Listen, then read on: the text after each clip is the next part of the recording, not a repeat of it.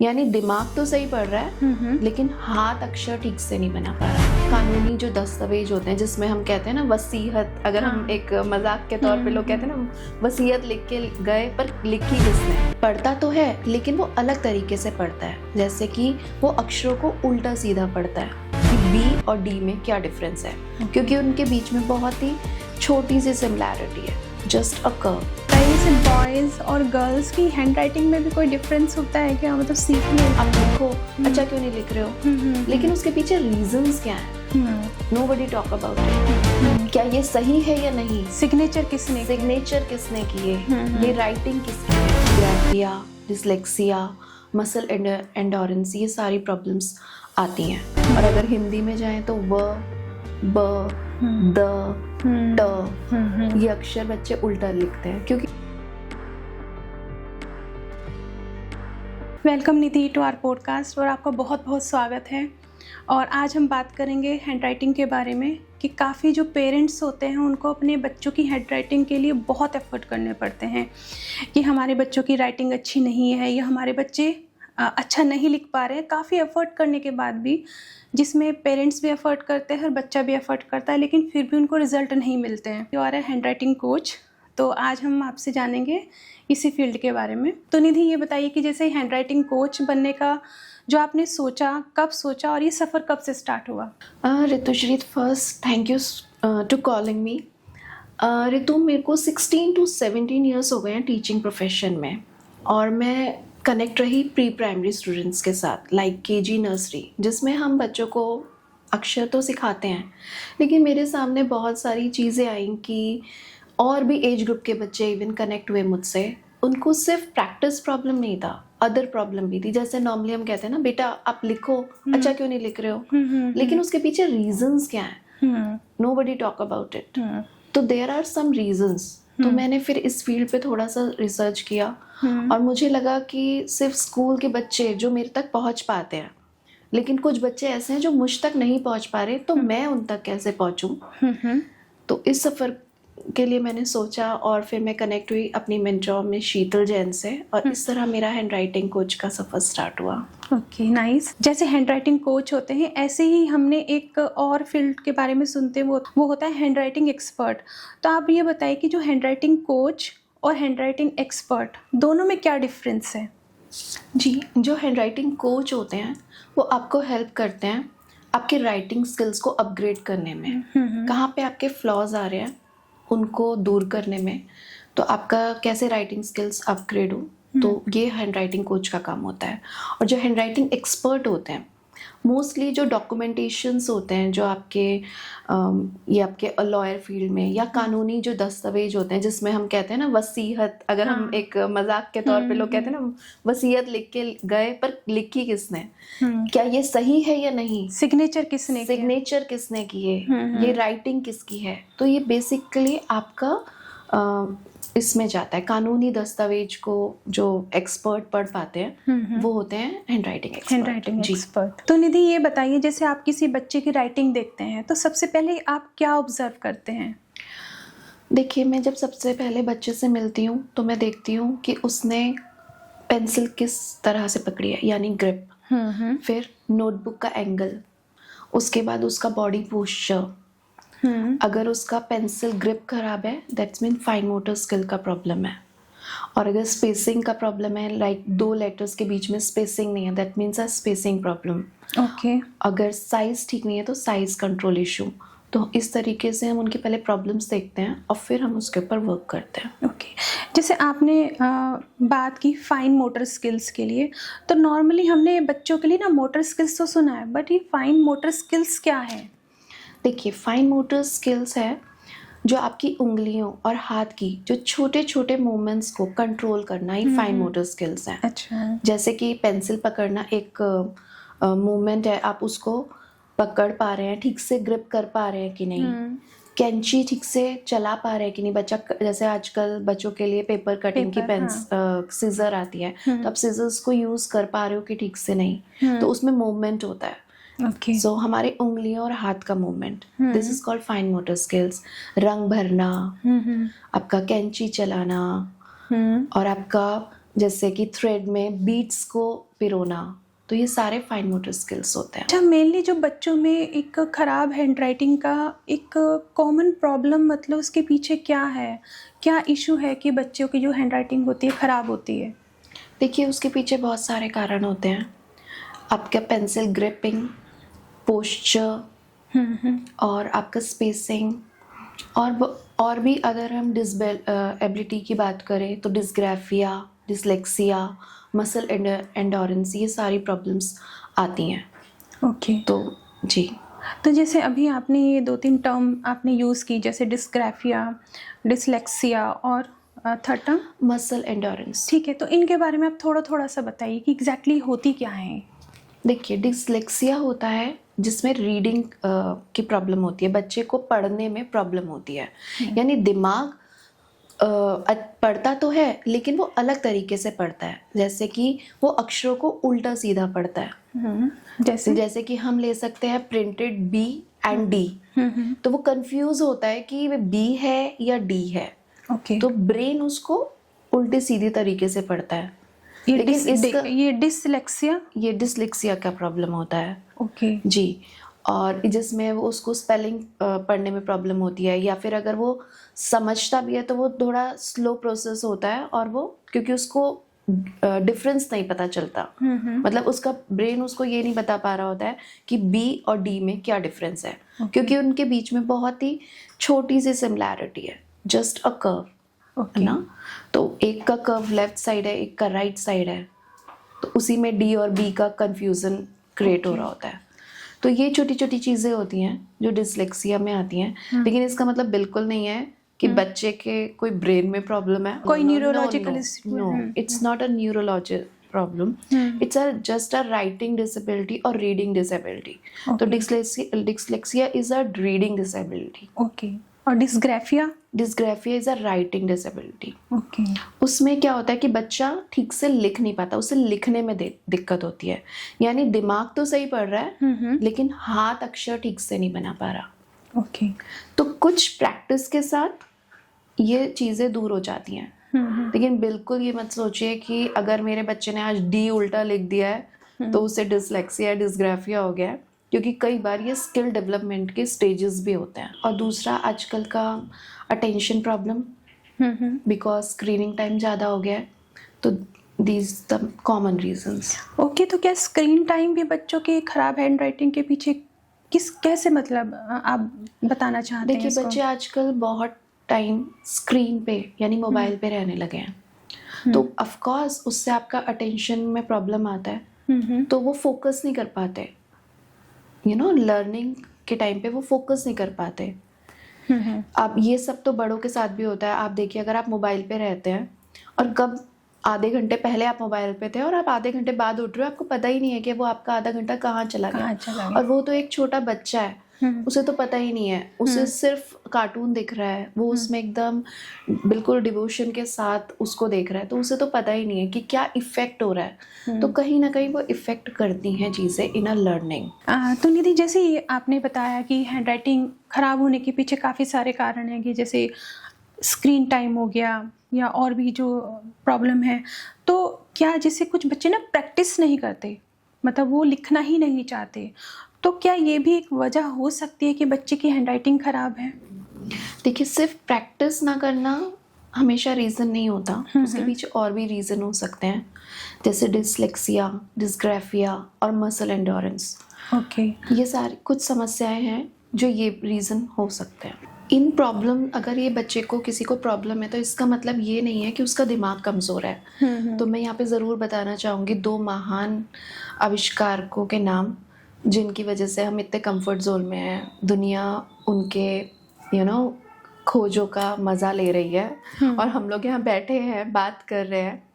Albert Einstein, इतने बड़े आविष्कारक दुनिया के, उनको ये प्रॉब्लम थी, वो एग्ज़ाम्स में फेल हो जाते थे, लेकिन उनका दिमाग कितना तेज़ था, वो दुनिया को अलग नज़र से सोचते थे, देखते थे, और उसी का रिजल्ट है कि आज दुनिया उनके खोजों का मज़ा ले रही है। बिल्कुल। और दूसरे हैं हमारे थॉमस एल्बर्ट एडिसन। ओके।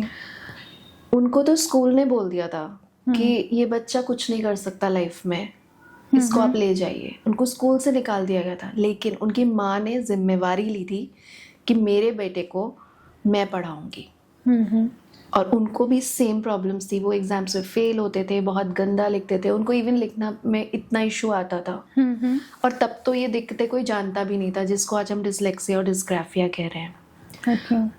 तो बच्चे के दिमाग में प्रॉब्लम नहीं है, सिर्फ उसको थोड़े से सपोर्ट, थोड़ी सी मेहनत और थोड़े से मोटिवेशन की ज़रूरत है, और इसको आप ओवरकम कर सकते हैं। बिल्कुल, आपने सही कहा। मतलब ये तो उन पेरेंट्स के लिए बहुत ही मोटिवेशन की बात हो गई कि जिनके बच्चे जो हैं लिखने में या पढ़ने में थोड़ी प्रॉब्लम फेस करें। मतलब हमारे इतने वर्ल्ड के 2 महान साइंटिस्ट इन्हीं सेम प्रॉब्लम से होकर गुजर गए और उन्होंने इतना अपना नाम किया। तो मेरे ख्याल से तो बहुत ही एक मोटिवेशनल फैक्टर आपने शेयर किया। हाँ बिल्कुल। अब मैं ये कहना चाहूँगी, don't let dyslexia and dysgraphia hold back your child.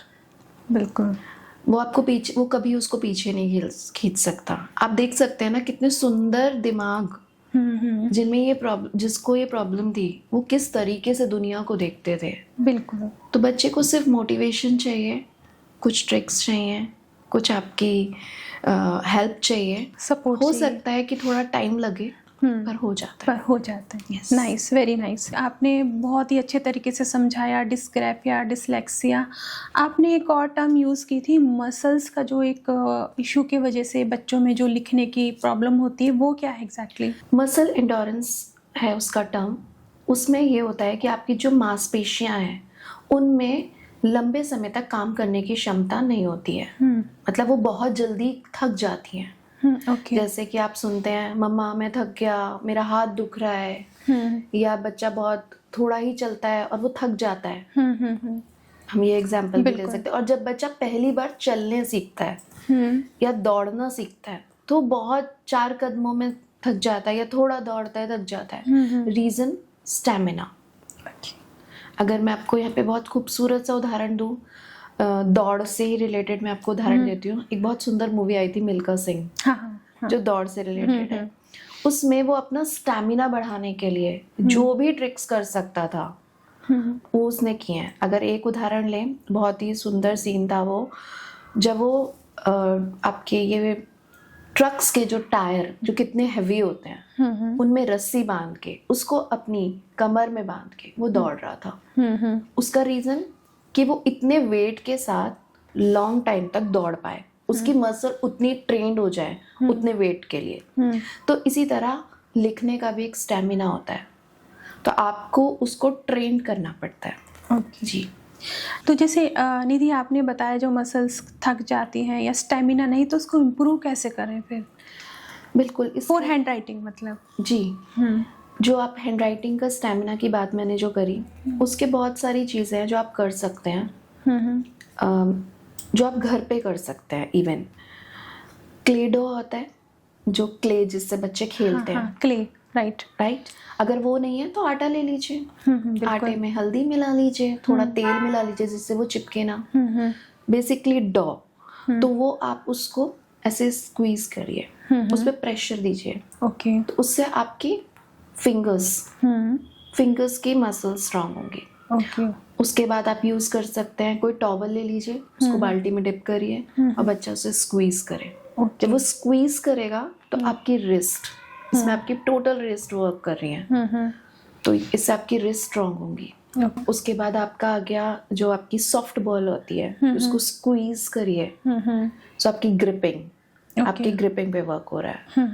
And third one is आप रोटेट करिए रिस्ट, इससे मसल स्ट्रांग भी होती हैं और रिलैक्स भी होती हैं। ओके जी, वेरी नाइस। एक टर्म और यूज़ की थी कि बच्चों में जो अटेंशन नहीं रख पाते हैं, फोकस का एक इशू होता है, तो एग्जैक्टली राइटिंग को कैसे प्रॉब्लम करता है बच्चों की, वो बताइए। अटेंशन इशू होता है जिसमें बच्चा बहुत जल्दी कोई भी काम करते हुए डिस्टर्ब हो जाता है, उसका फोकस नहीं रहता। ओके। हम छोटी सी चीज़ ले लेते हैं, क्लास में टीचर पढ़ा रही है, ज़रा सी आवाज़ हुई तो बच्चे का ध्यान उधर चला गया।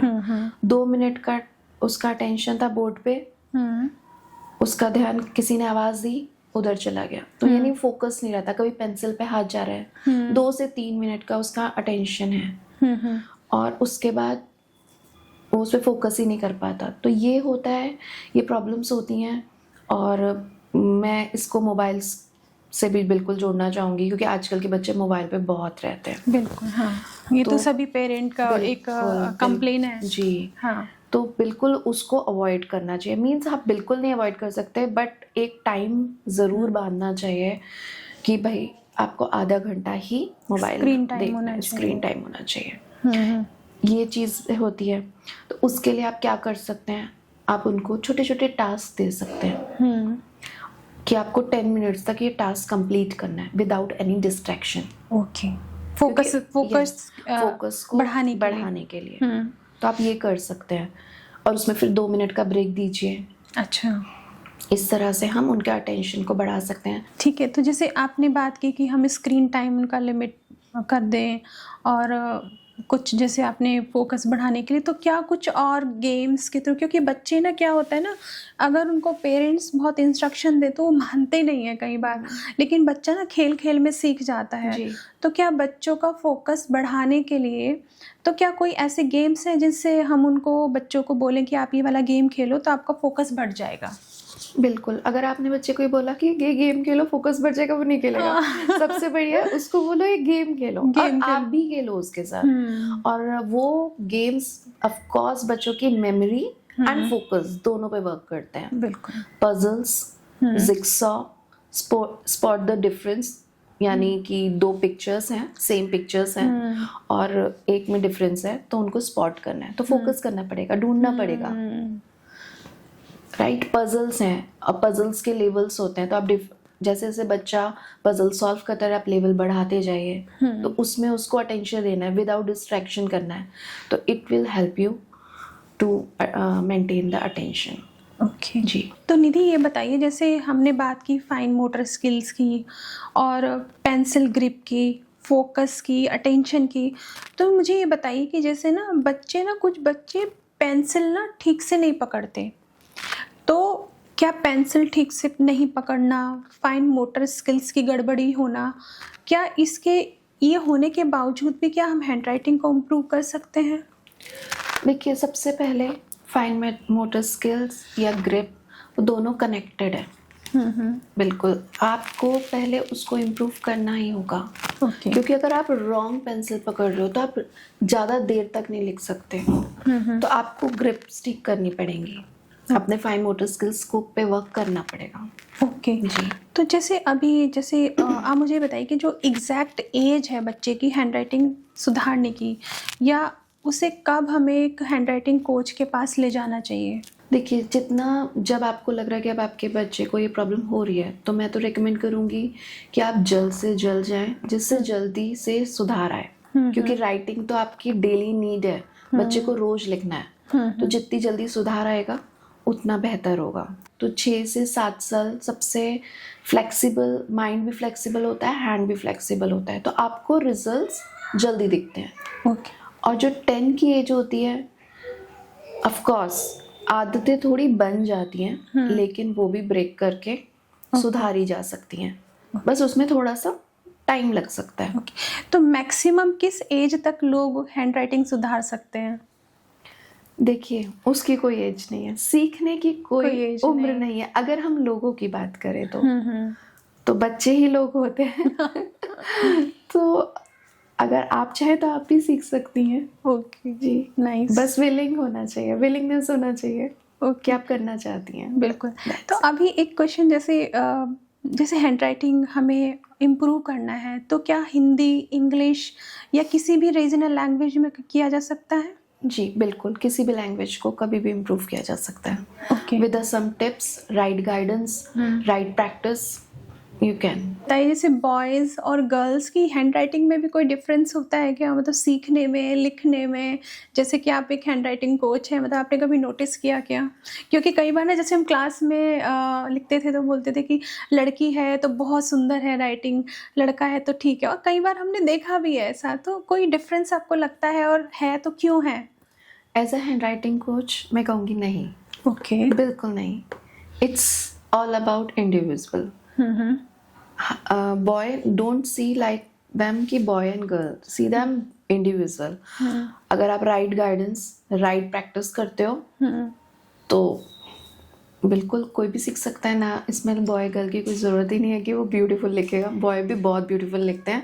मेरे बहुत सारे स्टूडेंट्स हैं जो बॉयज़ हैं और वो बहुत सुंदर लिखते ये बताइए, जैसे ना कुछ बच्चे कुछ लेटर्स ना उल्टे बनाते हैं, तो क्या जैसे आपने पहले बताया कि क्या ये वही प्रॉब्लम है, डिसलेक्सिया, डिसग्राफिया या समथिंग एल्स? हैं. देखिए, अगर आपका बच्चा 6-7 की एज के बाद भी उल्टा बना रहा है तो एवरी टाइम ये नहीं होता कि उसको कोई डिफ़िकल्टी है, राइटिंग डिफ़िकल्टी है, एंड समटाइम्स हो भी सकता है. अगर नहीं होता दैट्स मीन्स कि वो स्किल डेवलपमेंट के प्रोसेस में है. अच्छा. क्योंकि कुछ बच्चों का स्किल डेवलपमेंट स्लो होता है, तो एक कारण ये होता है. और अगर है तो इसमें 2-3 और टर्म्स होते हैं, visual discrimination, motor memory weakness और आपका डायरेक्शन सेंस में कंफ्यूजन होना. ओके जी.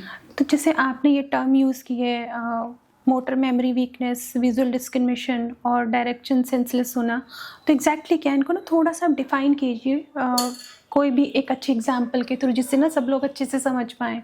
जी, देखिए, जो विजुअल डिस्क्रिमिनेशन होता है यानी 2 चीज़ों में जो छोटा सा फ़र्क होता है उसको पहचानने को विजुअल डिस्क्रिमिनेशन कहते हैं. ओके. जैसे बच्चा नोटिस कर सकता है कि 2 लेटर्स के बीच में क्या फ़र्क है, शेप्स, नंबर्स, उसके बीच में डिफ्रेंशिएट करना. जैसे मैं यहाँ पे आपको उदाहरण देना चाहूँगी, B and D, P and Q. Sometimes वो एस को भी उल्टा लिखते हैं. और अगर हिंदी में जाएं तो व, ब, द, ट, ये अक्षर बच्चे उल्टा लिखते हैं क्योंकि उनमें बहुत ही छोटा सा फर्क होता है. तो ये आता है हमारा विजुअल डिस्क्रिमिनेशन में. उसके बाद होता है हमारा मोटर मेमोरी वीकनेस, यानी मोटर यानी हमारी मसल्स की वीकनेस, मसल्स की मेमोरी वीकनेस, नॉट मसल्स की, जिसका जो हमने पहले बात की थी मसल वीकनेस, स्टेमिना. बट यहाँ पे हम बात कर रहे हैं मसल की मेमोरी, यानी हमारी मसल्स की मेमोरी होती है. तो जैसे कि अब हम बात करें मोटर मेमोरी वीकनेस, तो मोटर मेमोरी वीकनेस होती है मसल्स की मेमोरी वीकनेस. यानी आप कोई भी काम रिपीटेडली करते हो तो मसल्स की एक मेमोरी बन जाती है. अगर मैं आपको बोलूँ कि ऋतु जी आँख बंद करिए और ए लिख दीजिए, तो आप तुरंत लिख देंगे कि आपको देखने की ज़रूरत नहीं है. तो इसी तरह हमारे हैंड की मेमोरी हो गई, हमारे मसल्स की मेमोरी हो गई है. तो इसको कहते हैं मोटर मसल्स वीकनेस. ओके. बताइए कि इनको हम दूर करने के लिए क्या कर सकते हैं, जैसे मोटर मेमोरी स्किल्स का इशू है या डायरेक्शन सेंसलेस का इशू है या जो भी विजुअल डिस्क्रिमिनेशन का जो इशू है बच्चों में, अगर वो रिकॉग्नाइज हो जाता है तो उनको ओवरकम कैसे किया जाए? डायरेक्शन सेंस में आप लेफ़्ट टू राइट के लिए कुछ एक्टिविटीज़ कर सकते हैं. और विजुअल डिस्क्रिमिनेशन में जैसे आप सेम लेटर्स, बहुत सारे लेटर्स डालिए और उसमें जो 2 लेटर्स जो सेम दिखते हैं जैसे बी एंड डी, वो भी डाल दीजिए. एंड नाउ आप एक कार्ड के ऊपर बी लिख सकते हैं और उसको बोलते हैं जस्ट फाइंड इट. तो व्हेन वो जब उसकी प्रैक्टिस करेगा तो उसको बाद में वो याद हो जाएगा कि ये डिफरेंस है बी और डी में. इस तरह से आप कुछ कर सकते हैं. सेम लेटर, आप लेटर्स एक साइड लिख सकते हैं, दोनों तरफ सेम लेटर्स लिख सकते हैं, बोल सकते हैं कि मैच करिए. पिक्चर्स हो सकती हैं इसमें, लेटर्स हो सकते हैं, नंबर्स हो सकते हैं. तो इस तरह से मैचिंग गेम खेल सकते हैं उनके साथ. और जो आपका मसल की वीकनेस की बात कर रहे हैं, मेमोरी वीकनेस की, उसमें आप कुछ गेम्स खेल सकते हैं जैसे एनिमल वॉक, क्योंकि आपका शोल्डर भी उसमें आता है. अगर आपकी शोल्डर वीक है और आपकी रिस्ट भी वीक है तो आपकी मसल मेमोरी में ज़रूर इफ़ेक्ट होता है. तो उन सबको स्ट्रॉन्ग करने के लिए मतलब हमें पूरा ही हैंड का जो मसल्स का मेमोरी है वो इंक्रीज करना पड़ेगा. ओके. जैसे कि आप जो आपका बच्चों का बहुत प्यारा गेम होता है ना, आपके गार्डन में जिसको मंकी लेडर कहते हैं, जिसमें बंदर की तरह लटक जाते हैं. हाँ. तो आप देखिए जब हम उसको पकड़ते हैं तो उसमें क्या क्या चीजें यूज हुई, आपका शोल्डर, आपकी रिस्ट, आपकी फिंगर्स. तो तीनों कोऑर्डिनेट कर रहे हैं। अच्छा। और इससे मसल्स आपकी स्ट्रांग होती है, आपकी शोल्डर स्ट्रांग होता है, रिस्ट, फिंगर। और जैसे कि मैं बात करती एनिमल वॉक, जैसे क्रैब वॉक हो गया, बेयर वॉक हो गया, तो इस तरह के चीज़ें आप बच्चों को गेम्स के साथ जब आप ये सब चीज़ें करते हैं तो उनका मेमोरी वीकनेस तो दूर होता है, साथ में उनको मज़ा बहुत आता है और उन्हें पता ही नहीं चलता कि लाइक हम उनके साथ क्या कर रहे हैं। खेल में हाँ, हो जाता है बच्चों का सीखना। बिल्कुल बिल्कुल सीखना हो जाता है। तो जैसे इसमें, जैसे आपने अभी गेम्स की बात बताई, तो उसमें क्या जैसे कोई डेली इफेक्टिव कुछ एक्सरसाइजेज हैं जो कर सकता है बच्चा?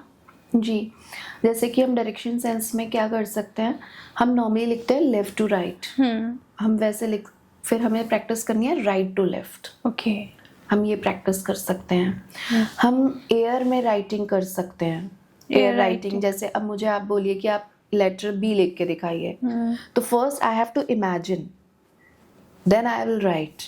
तो मैं एयर में लिखूंगी properly, standing line and the curve, तो बी बनाया लाइक दिस। तो इसको कहते हैं एयर ट्रेसिंग और एयर राइट इन एयर। तो इससे बच्चे का राइटिंग भी इम्प्रूव होता है? Writing, memory, muscle memory improve होती है। आपका विजुअलाइजेशन, आप पहले विजुअल कर रहे हो, आप पहले इमेजिन कर रहे हो, देन यू राइट। तो जब आपने बी बोला तो आपका डायरेक्शन चल रहा है, आप राइट हैंड यूज कर रहे हो, और आपने बोला राइट डी तो आप लेफ्ट हैंड यूज कर रहे हो। तो यहाँ पे आपका जो डायरेक्शन सेंस कंफ्यूजन होता है वो भी दूर हो रहा है, विजुअल डिस्क्रिमिनेशन भी, और आपके मसल्स भी इसमें यहाँ पे वर्क कर रहे हैं, तो मसल मेमोरी भी आ रही है। ओके, तो मतलब जैसे ये एयर राइटिंग से हम अपना विजुअलाइजेशन और फोकस, मेमोरी, काफ़ी चीज़ों पे हम वर्क कर रहे हैं। वेरी नाइस, बहुत ही बढ़िया। अच्छा ये बताइए, जैसे ना बच्चा ना, जैसे हम पहले भी बात कर रहे थे कि बच्चा ना बहुत जल्दी थक जाता है कि अब मुझे नहीं करना है, लिखना नहीं है, तो उसके लिए फिर क्या, उनका इंटरेस्ट जगाने के लिए क्या करें फिर हम? देखिए, सबसे पहले तो प्रॉब्लम, जैसे मैंने पहले कहा, प्रॉब्लम समझिए और उस पे वर्क करिए। और उसको अगर आप उसे कहेंगे ना बस लिखो, तो बच्चे बहुत जल्दी बोर हो जाते हैं। आप उनके साथ कुछ टास्क करिए, कुछ उनको कलरफुल पेंसिल्स दीजिए और बोलिए कि नाउ राइट योर थॉट। अच्छा, सिर्फ इतना ही दे दीजिए कि चलिए बेटा, आज आपने आज पूरे दिन में सबसे अच्छा काम क्या किया, ये सबसे अच्छी चीज़ आपको क्या मिली, वो लिखिए। तो इस छोटे छोटे स्टेप्स से स्टार्ट करते हैं ना, खास तौर पे छोटे बच्चों के साथ, तो उनको इंटरेस्ट आने लगता है। या फिर आप उनके साथ गेम चैलेंज भी ले सकते हैं कि चलिए, जैसे मैं आपके साथ ले लेती हूँ, रितु जी चलिए राइट एम, और देखते हैं कौन फास्ट लिखता है।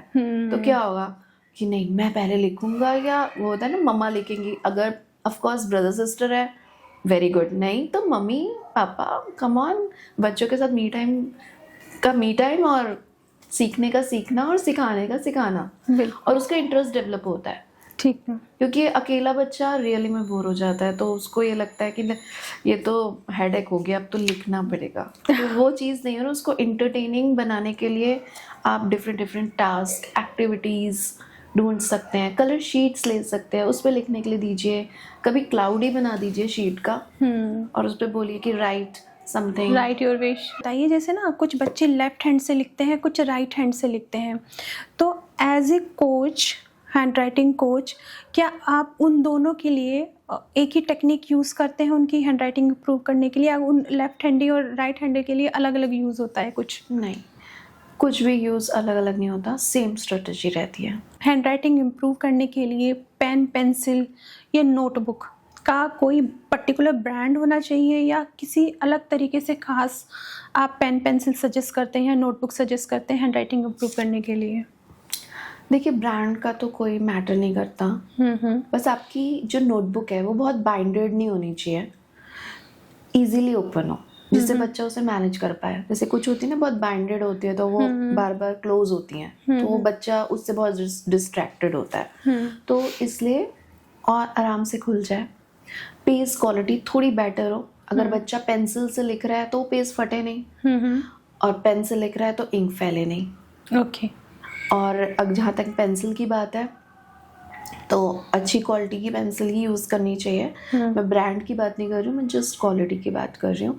और अगर हम उसमें पतली और मोटी पेंसिल की बात करती हूँ, जो छोटे बच्चे होते हैं उनकी ग्रिपिंग बन रही होती है, तो वो थोड़ी सी मोटी या थिक पेंसिल या क्रेयॉन यूज़ करें, क्योंकि आजकल वैसे भी आने लग गया है, क्योंकि उनकी ग्रिपिंग तब तक बनी नहीं होती, क्योंकि जितनी छोटी चीज़ होती है आपकी मसल्स को उतना वर्क करना होता है बिल्कुल छोटी चीज़ को पकड़ने के लिए। तो इसलिए हम पहले उनको थिक क्रेयॉन्स और पेंसिल्स वो यूज़ कराते हैं। जब उनकी ग्रिप अच्छी हो जाती है तब हम नॉर्मल पेंसिल जो हम लोग यूज़ करते हैं वो।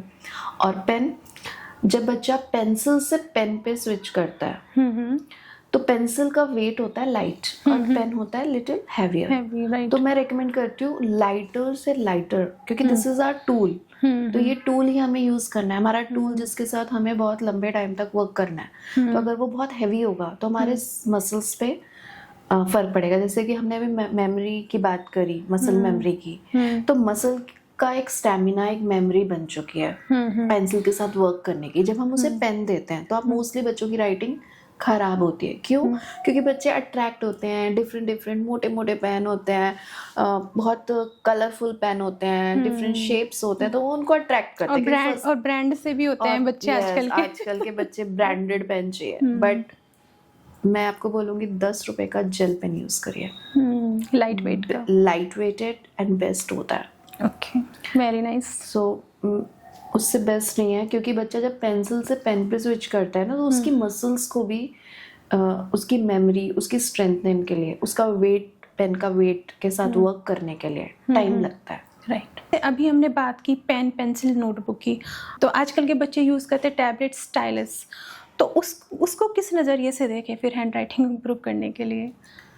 देखिए, बच्चा पहली बार, टैबलेट जो होता है उसका सरफेस होता है बहुत स्मूथ, और जो पेपर होता है वो थोड़ा रफ होता है। राइट। और मैं रेकमेंड नहीं करूँगी छोटे बच्चों के लिए स्टाइलस, क्योंकि जब आप बहुत स्मूथ सरफेस पे लिखते हैं ना, तो आपका पेंसिल ग्रिपिंग बहुत अच्छा होना चाहिए। इवन अगर आप कोई बड़ा भी लिखता है तो आप देखें फर्स्ट टाइम में उसकी राइटिंग कभी भी स्टाइलस पे अच्छी नहीं आएगी, वो कंट्रोल ही नहीं कर पाता। It is very smooth. So मैं रेकमेंड नहीं करती हूँ बच्चों के लिए। आप बहुत एक्सपर्ट हो चुके हैं, आपकी राइटिंग बहुत अच्छी है, तो बड़े बच्चे यूज़ कर सकते हैं, बट छोटों के लिए not. I will not recommend. बिल्कुल। जैसे ना, आप किसी बच्चे के साथ जैसे हैंड राइटिंग पे काम करते हैं, आप उसको कोचिंग देते हैं हैंड राइटिंग इम्प्रूव करने के लिए, क्या आपने कभी ये भी नोटिस किया है कि हैंड राइटिंग सुधरने के साथ साथ बच्चे का जो बिहेवियर है, जो उसका बेसिक नेचर है, क्या वो भी थोड़ा सा इम्प्रूव होता है? देखिए, बिल्कुल होता है, बिहेवियर बिल्कुल चेंज होता है, बच्चे में पेशेंस लेवल आता है, कंसंट्रेशन आता है, डिसिप्लिन आता है। क्योंकि एट द लास्ट हम राइटिंग के साथ ये सारी चीज़ें कहीं ना कहीं सीख रहे होते हैं, उसका फोकस बढ़ता है। इवन मेरे पास कुछ बच्चे आए हैं जिनके पेरेंट्स को ये होप ही नहीं थी कि वो 2 दिन भी हैंड राइटिंग क्लास में रुकेगा, मतलब वो कर भी पाएगा, उसका तो कंसंट्रेशन ही लेवल नहीं है। वो बच्चा इतने क्वेश्चंस पूछता था मुझसे, हर 2 सेकंड में एक क्वेश्चन। तो आप सोचिए कि 1 घंटे की क्लास में वो मुझसे कितने क्वेश्चन पूछ रहा है। First I have to work on their psychology. मुझे उन्हें समझना होता है कि लाइक बच्चा स्ट्रिक्टनेस के साथ जाएगा या बच्चा सॉफ्टनेस के साथ जाएगा, या बच्चा मेरे स्मार्ट मूव, यानी मैं उसको समझूं, उसको मोटिवेट करूं। तो मोस्टली बच्चे ना मोटिवेट होके हो जाते हैं, मुझे स्ट्रिक्ट होना ही नहीं पड़ता। Tips and tricks. यस। तो पेरेंट्स सरप्राइज हो जाते हैं कि यस मैम बहुत पेशेंसली लिख रहा है, बहुत कंसंट्रेशन। उसका रीज़न होता है कि जब मैं डिसिप्लिन बनाती हूँ और मैं पेशेंसली चलती हूँ, तो वो देखते हैं। देखिए, वो जो देखते हैं वो करते हैं, सीखते हैं। तो हैंड राइटिंग में भी आपको पेशेंस चाहिए होता है। तो जब वो पेशेंसली लिख रहा होता है तो मैं उसे मोटिवेट करती हूँ, उसे क्या समझ में आता है कि यस पेशेंसली लिखना है। तो ये बिहेवियरल इशू चेंज होते हैं और पेरेंट्स रियली में सरप्राइज होते हैं और बहुत खुश होते हैं कि यस मैम वो खुद से लिखना चाहता है, और उसके जो बिहेवियर प्रॉब्लम्स थी, क्योंकि मैं ऑफ कोर्स मेरा वो टीचर बैकग्राउंड बार बार सामने आता है, क्योंकि हम साइकोलॉजी पे ही बच्चों के साथ वर्क करते हैं। आप बच्चों को कभी भी बहुत डांट के डांट नहीं के करा बहुत स्ट्रिक्ट नहीं, आपको एक बैलेंस में रहना होता है। हम्म। तो वो बच्चा कहीं ना कहीं इन सब चीज़ों से लर्न करता है। ऑफकोर्स राइटिंग बिल्कुल उनको ये सब चीज़ें सिखाती भी है। Very nice. तो अच्छा, जैसे अभी हम बात ही करें कि आजकल जो है ये डिजिटल एरा है, तो अभी तक तो जैसे हम बात की, टैबलेट की बात की, स्टाइलस की बात की, हमने पेन पेंसिल की बात की, नोटबुक की बात की, तो आप मुझे बताइए कि फ्यूचर ऑफ हैंड राइटिंग क्या है? जैसा कि आजकल डिजिटल एरा है, सभी लोग समझ रहे हैं कि होने वाला क्या है आगे बच्चों का, मतलब राइटिंग के लिए क्या स्पेशली होने वाला है? देखिए, एआई आ जाए चाहे टाइपिंग, राइटिंग जो है वो जुड़ी है आपकी brain development skill. Writing is a brain development skill, right. तो चाहे कोई भी एरा आए, इसकी वैल्यू कहीं नहीं जाने वाली। अब मैं आपको कुछ एग्जांपल्स देती हूँ। पहले भी और आज भी दिवाली पे ऑफिसेज में डायरी और पेन गिफ्ट किए जाते हैं। और आज भी आप देखेंगे मोस्टली सीनियर लेवल पे जब मीटिंग्स होती हैं, मैं सीनियर की बात कर रही हूँ, जूनियर की बात ही नहीं कर रही हूँ, क्योंकि हम कहेंगे उन्हें लिखने की क्या ज़रूरत है। वो लोग पेन पेंसिल, और मोस्टली आप पेंसिल देखेंगे उनके हाथ में, just not pen, pen pencil और डायरी उनके पास रहती है। वो अपने थॉट्स लिखते हैं, मिनट्स ऑफ मीटिंग लिखते हैं, राइट। तो यानी लिखना कहीं नहीं गया। डॉक्टर भी प्रिस्क्रिप्शन लिख के ही देता है चाहे राइटिंग कैसी भी हो, पर वो लिखते हैं। देखिए, क्यों ना कहीं डेवलपमेंट ब्रेन से जुड़ा है, तो उसकी वैल्यू कभी कम नहीं होगी। दीदी, आप ये बताइए कि जैसे टीचर्स के लिए, आप भी टीचर रहे हैं, तो टीचर्स के लिए और पेरेंट्स के लिए ऐसी कौन सी एडवाइस आप देना चाहोगे जिससे कि वो बच्चों की हैंडराइटिंग पे काम कर सकें? देखिए, टीचर्स के लिए तो मैं यही बोलूँगी, ऑलवेज मोटिवेट योर स्टूडेंट, क्योंकि सारे स्टूडेंट्स एक से नहीं होते। खास तौर पे, और मैं तो कहूँगी छोटा हो या बड़ा, तो आपको मोटिवेट करना है। आपको वो चैलेंजेस को ओवरकम करने के लिए ढूंढना है कि वो बच्चा किस तरीके से कर सकता है। आपको तरीके ढूंढने पड़ेंगे। आप उनको ये नहीं कह सकते जस्ट लिखो और वो देखो तुम तो लिख नहीं सकते। सबसे पहले वो उनका मोटिवेशन गिराता है। तो motivate your child and try with them. जब वो देखते हैं ना मेरी टीचर, बच्चे ना अपनी टीचर से बहुत प्यार करते हैं। एक बार मम्मा बोल दे ना तो कहेंगे मम्मा नहीं, टीचर ने बोला है, टीचर ऐसे करती है, टीचर की ही मानते हैं, टीचर की ही मानते हैं। चाहे टीचर डांट देना तब भी टीचर की ही मानते हैं। तो मैं तो हमेशा ये कहूँगी कि आप अपने बच्चे को मोटिवेट करें, आप उनके साथ कहें कि let's try it, let's do it. This is the big tip for teachers. Nice. और स्पेशली पेरेंट्स को क्या कहना चाहेंगे? पेरेंट्स को तो मैं यही कहूँगी कि आप जो भी टिप्स एंड ट्रिक्स मैंने आपको बताई है, आप प्लीज़ उन्हें इम्प्लीमेंट करें, बच्चे के साथ बैठें, चैलेंज उसे भी करें, और साथ में उसके साथ बिल्कुल मी टाइम की तरह, एक तो आपका मी टाइम होगा, दूसरा आप उसके राइटिंग स्किल्स भी इम्प्रूव हो रहे हैं। और एक चीज़, राइटिंग का एक टाइम बांधिए, रीडिंग का एक टाइम बांधिए, एक शेड्यूल होना चाहिए, डिसिप्लिन। बिल्कुल, अगर आप रूटीन में इनको ऐड करेंगे, चाहे 20 मिनट्स के लिए ऐड करिए, पर ज़रूर ऐड करिए। और उससे पहले no screen time, no mobile, avoid करिए। और आपका ये एक रूल होना चाहिए कि आपको ये करना है। और बिल्कुल इस टास्क को एंड ऑफ द डे के लिए मत रखिए, क्योंकि तब तक बच्चा थक चुका होता है। तो उसके शेड्यूल में फिक्स करिए उसे। ओके। तो ये मेरी टिप्स है। उनके साथ अफर्मेशंस बोलिए, yes you can do it, you are beautiful soul, your handwriting is beautiful. उनको बिलीव दिलाइए, रिवार्ड दीजिए, रिवॉर्ड्स दीजिए। और प्लीज रिवॉर्ड बिल्कुल चिप्स और कुरकुरे नहीं होने चाहिए।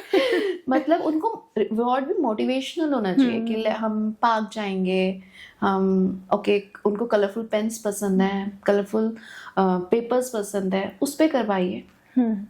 सो these are my tips.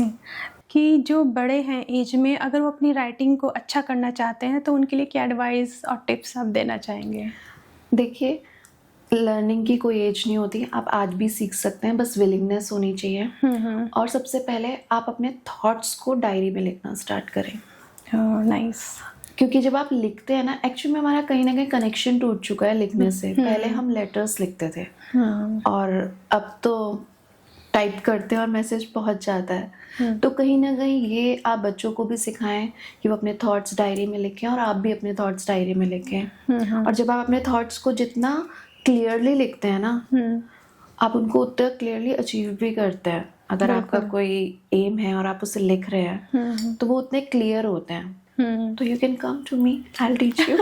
Very nice, thank you so much Nidhi. आपने अपना टाइम दिया, इतनी अच्छी एडवाइस और टिप्स दिए हैंड राइटिंग के लिए। और मुझे लगता है कि पेरेंट्स को अब स्पेशली एटलीस्ट ये समझ में आएगा कि अगर बच्चा लिखने से जी चुरा रहा है या लिखना नहीं चाहता है या उसको कोई इशू हो रहा है, तो कम से कम उनको ये समझ में आएगा कि एग्जैक्ट इशू क्या है और उस पर ज़रूर वो काम करेंगे। और मैं तो ये चाहूँगी कि जैसे आप सब लोगों की हेल्प करते हैं हैंड राइटिंग के लिए, बच्चों की हेल्प करते हैं, तो जो भी आपके पास आए आप उनकी इसी तरह हेल्प करते रहें। And thank you so much Nidhi. Thank you Ritushree मेरे को बुलाने के लिए। और मुझे बहुत अच्छा लगा कि शायद अब मैं और बच्चों की भी बहुत हेल्प कर पाऊँगी। बिल्कुल। And this is the very good platform. आपने बहुत अच्छा टॉपिक उठाया और कोई इस पे बात नहीं करता, कोई बताता नहीं, तो मुझे बहुत अच्छा लगा अपने थॉट्स शेयर करके। Thank you so much.